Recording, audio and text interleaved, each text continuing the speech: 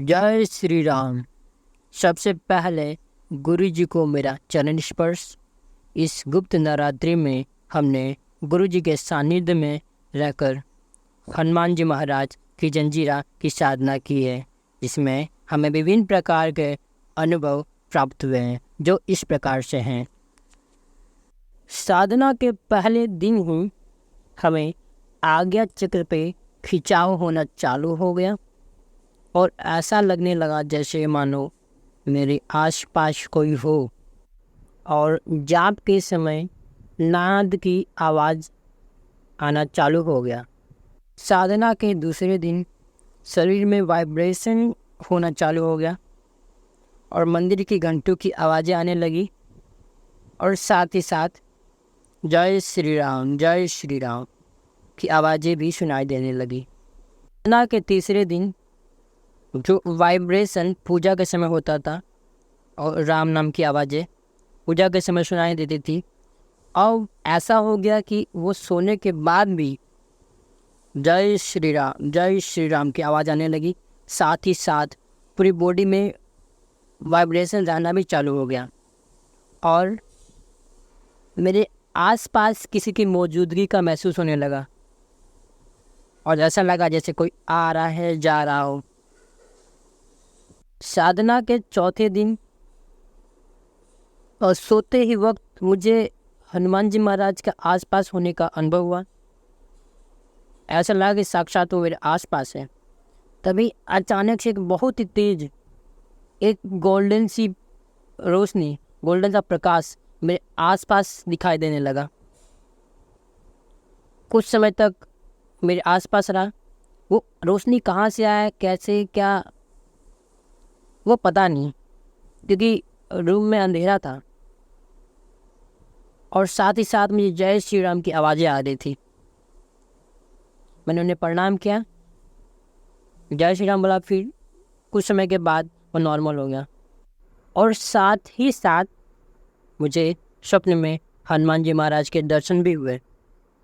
साधना के 5वें दिन की अगर बात करें तो कुछ ऐसा हुआ कि जब मैं लेटा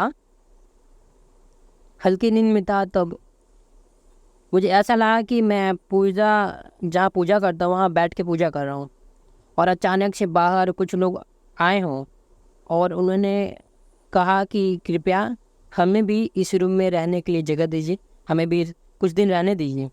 तो हमने उन्हें मना किया कि देखिए इस रूम में इतना जगह नहीं है, तो हम आपको रख नहीं सकते और हम आपको जानते नहीं हैं कि आप कौन हैं।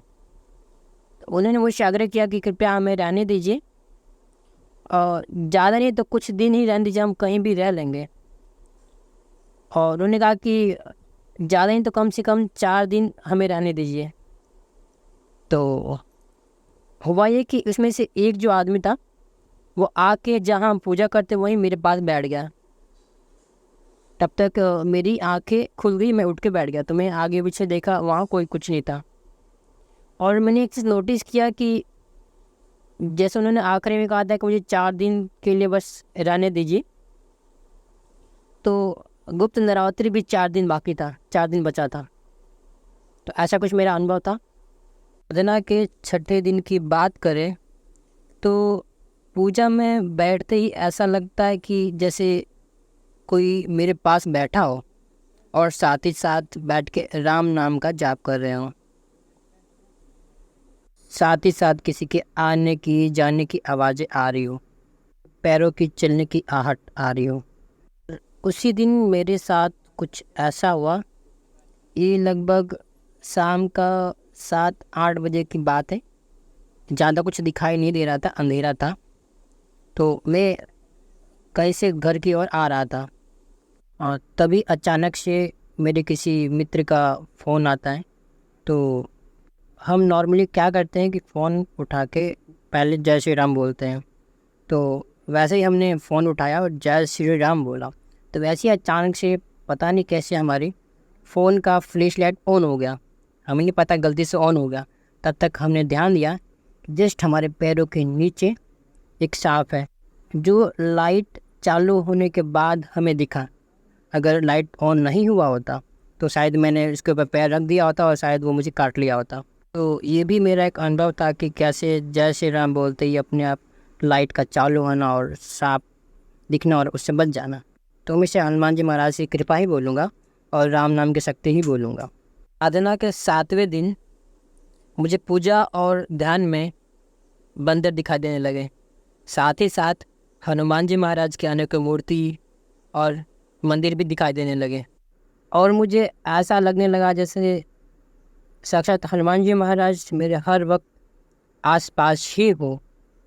और उस दिन स्वप्न में मुझे साक्षात हनुमान जी महाराज के दर्शन भी हुए, साथ ही साथ माँ काली के दर्शन हुए, जिसको मैं अपने शब्दों में वर्णन नहीं कर सकता।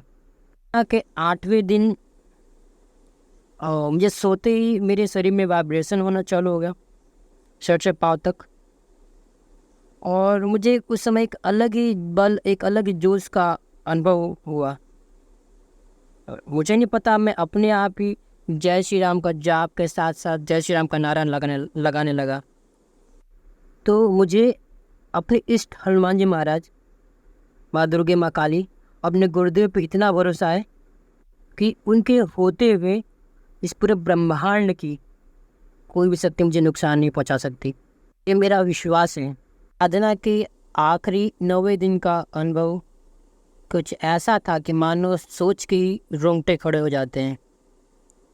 हम हनुमान जी महाराज को अपने पिता और दादा के रूप में मानते हैं, को उस स्वरूप में देखते हैं। उस दिन लेटते ही हमारे पास एक आदमी आए।